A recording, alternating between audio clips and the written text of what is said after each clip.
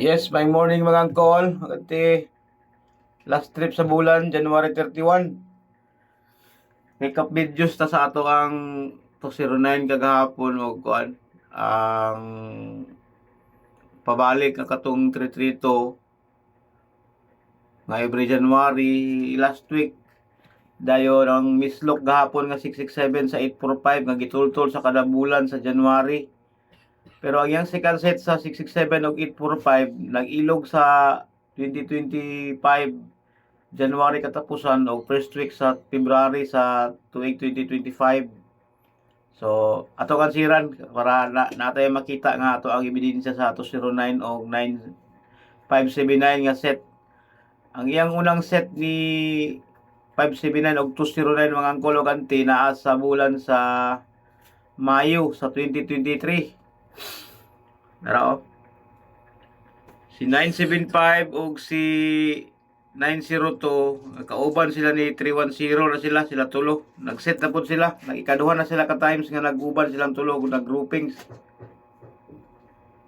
Muna ilang per set ni 975 o 902. Mutong na tayong kagahapon nga nagbikang gyud kay 209 lang ato ang probables gahapon sa guide ni 579.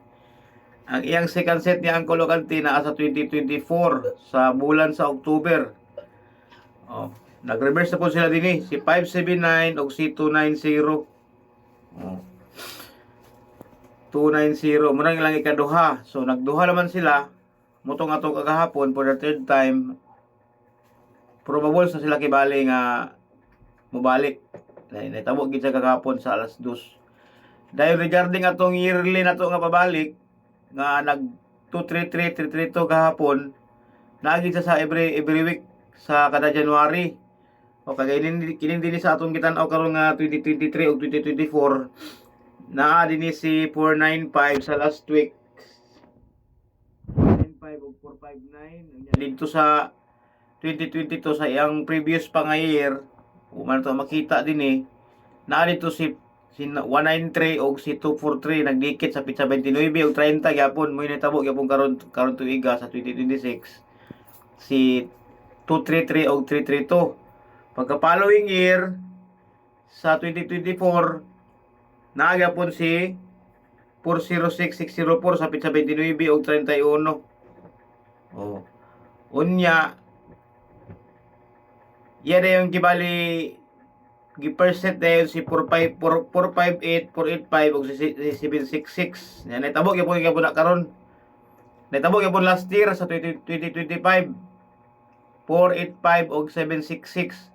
Nag-ilog lang sa pitsa 1 gyud sa alas 2 sa February ang 766 nag-una ang 458. Mo gyapon hitabo gyapon karon bulan na gyapon karon tuiga sa 2026. Successive siya sa iyang every January sa 2024, 2025 o 2026. So nag-guide gid gyapon siya ang kulantin. Di pa gud nato siya sa ma-plaster kay kato ang print out sa ato ang monthly nga for almost 8 years nga nagdikit ang kada January ba. Kato atong binulan nagpahimo pa mo ko ni Angkol Alan gud sa iyang kuan niya iyang layout kibali niya siguro basta maka-print out ta kibali para maka-post ta unyang gabi para makita ninyo ato ang every year sa January nagsugod sa 2017. So 8 years kibali ika 9 years karon tuiga kay 2026 magibali blanco nga ato ang kuan ato ang year 2026 kibali nanatan dito kada bulan sa January, kada bulan sa February, kada bulan sa March, kada bulan sa April up to December. Guwapo kay to kapag kahimo ang Kulokanti walay lang himo lain na to. Ang Kulalan rato bilib ko sa iya. Salamat po sa iyang kuan effort nga iyang gihatag sa tuwa nga higayon ba nga wala gyud mo kabayad si Angkol Alan sa tuwa. I-appeal na si 332 nag-grouping sa ni sila karon. Second set na ning grouping sa 332 766 ug 845 ang Angkol Kanti. Ayaw kalimot ani next year sa 2027 kibali nga tuig kibali kay basin og ihatag gapon niya sa balik sa iyang kada tuig. Kay naara gid kibali din ang kuan ang iyang kuan sa kita ramay nakakitaan ni Angkol Ocanti kung wala kay ngunani nga mga setup sa ato ang imuang guide di mo makita sila. So need gid sa og more study. Dagan ta sa ato ang 2026 ug 2025. O muni ang atong 2025 ang kulogante o. O. Nabuak lang ni si 845 ug si 766 sa iyang set niya pero tanaw nimo dinhi sa iyang kwan niya duol lagi kay sila. Nisulod gyud sa ato ang guide perimeter nato nga 845 1 2 3 4 nag-fifth draw sila ni 766 sa February 1. O mo gyapon na natabo gyapon karong bulan sa January. Draw lang ang iyang pagitan usa lang ka draw ang advance last year karon gihaom gid sa entero bulan sa Enero. Oh. Tanawa ang coincidence ni kuan ni kuan 845766 ka combination. Oh. Gipalo gyapon siya.